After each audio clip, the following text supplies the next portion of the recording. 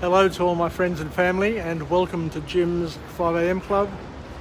It's lunchtime on this beautiful, glorious summer's day here in Sydney, and gentle breeze blowing. It's just absolutely glorious. Just love summer. Anyway, let's kick off and do another book summary. And today I want to just take us through a book entitled Winners and How They Succeed, and the author is Alastair Campbell, and it's just another book here which will give us a few hacks in terms of what certain people do in order to stay top of their game, and we're all invited to win as much as possible in this game called life. So the author basically kicks off with a clear statement of intent, saying that if you don't have a clear objective, then you've got no definition of winning in the first place. So the key is to have a clear objective, some clear goals to start off with. So if you don't have a clear strategy, you'll simply have no chance of winning. And if all you have are tactics and a different sort of game plan which you chop and change from day to day, then the author suggests you have no right to win.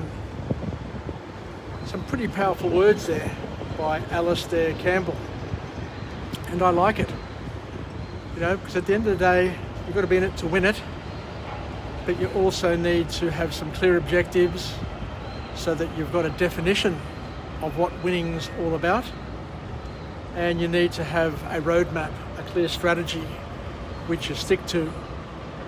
And if all you have, as the author suggests, is just tactics which you chop and change from day to day, then you really shouldn't be up on the winner's dice, because you're a fraud and you're just plain lucky if you just get a break every now and then.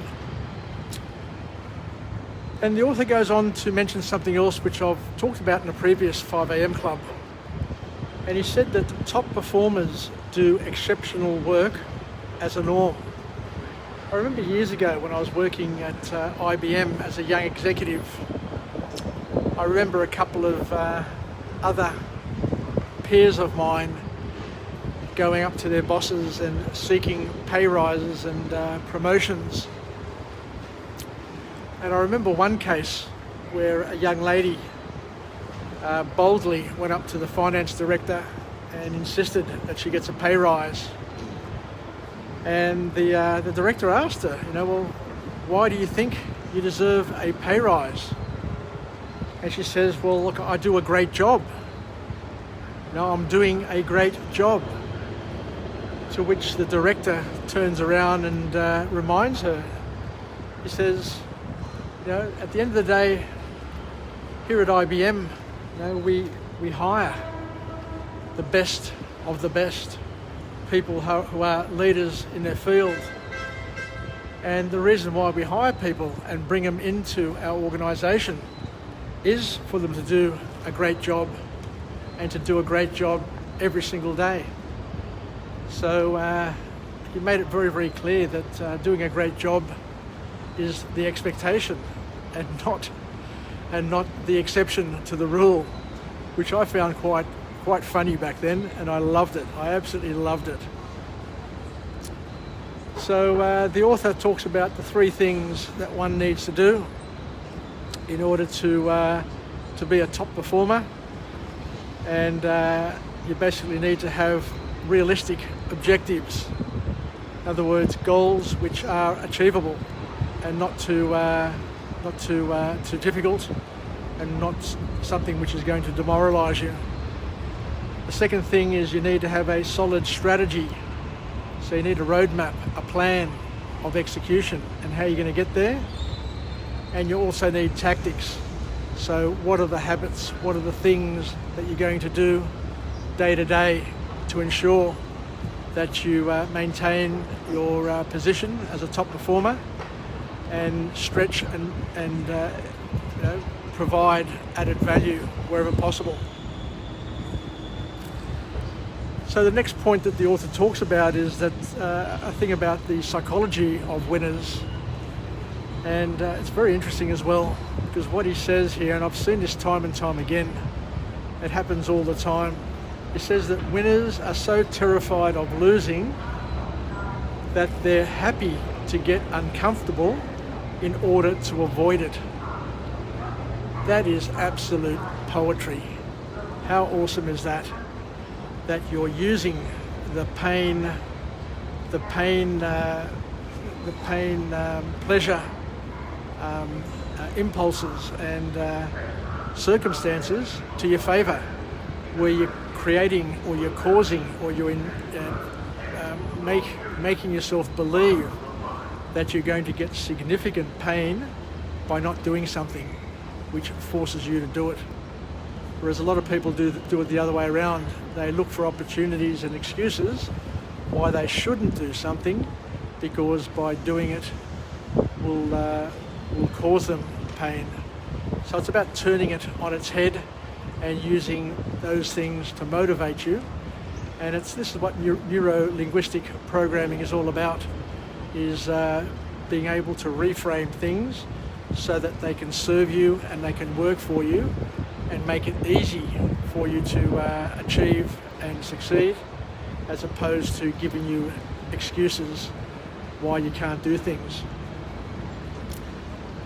So the next thing is that most people just want something. You know, they don't really want to do something to get it. They're just intoxicated, or what's the word I'm looking for? They're just infatuated. That's the word I'm looking for. They're infatuated with wanting something as opposed to really wanting it.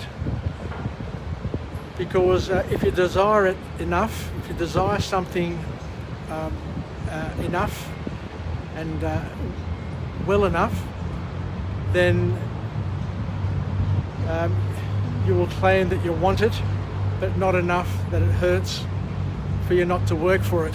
So you need to really desire something and be willing to work for it and do whatever it takes to make it yours. So once again, the author says something here which is very profound, and we need to remind ourselves that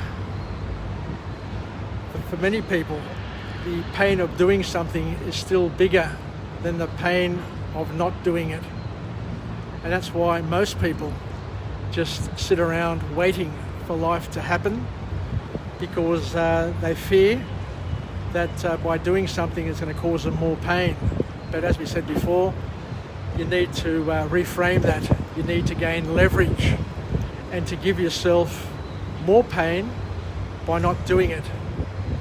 And there are examples of Olympians like Michael Phelps, who didn't do all that well in his first Olympics and put himself under tremendous pain, and from that point on, to make sure that he didn't miss a day of training, so that when the next Olympics came around, there is no way that he wouldn't be the fittest, strongest and technically brilliant, most brilliant person in the field. So let's move on to another point. The third point here is where we talk about crisis. And what the author talks about here is something which we can all learn and use in our daily lives.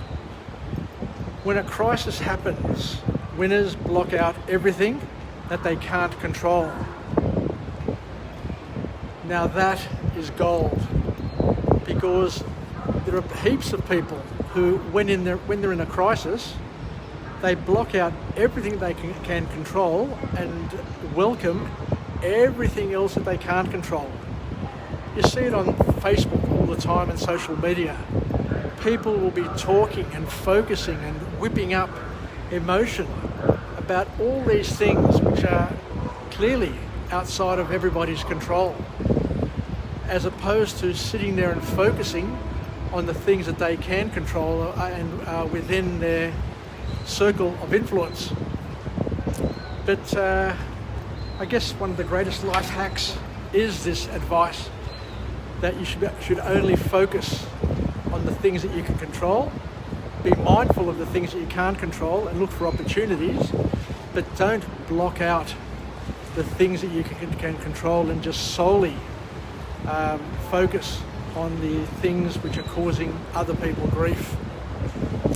Because I've got to tell you, there are a lot of chicken littles out there who think the sky is falling in and just thrive on chaos, just thrive on sowing the seeds of fear, uncertainty and doubt.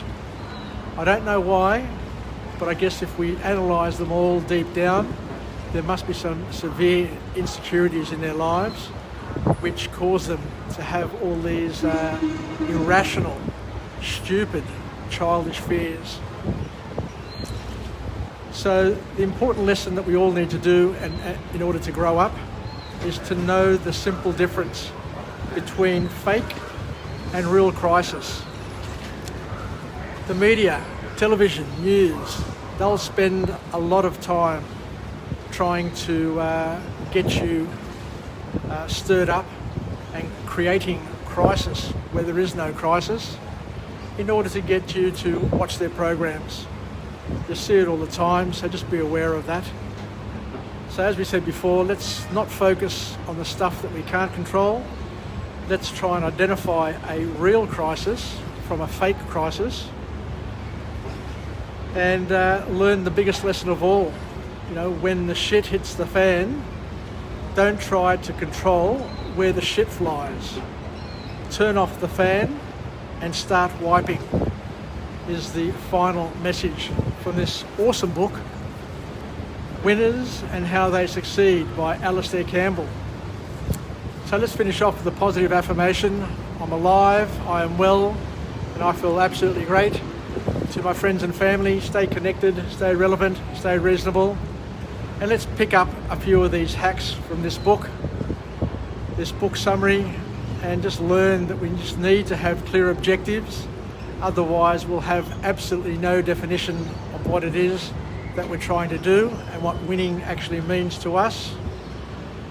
Try and reframe things to ensure that you're action-oriented, and make sure that you're able to identify fake crisis from real crisis and be able to solely focus on the things that you can control as opposed to the things that you can't control. Anyway, take care. Yassas from Jim's 5am Club, and I look forward to chatting with you again tomorrow from a different location with a different message. Yassas, Vilakya, and bye for now.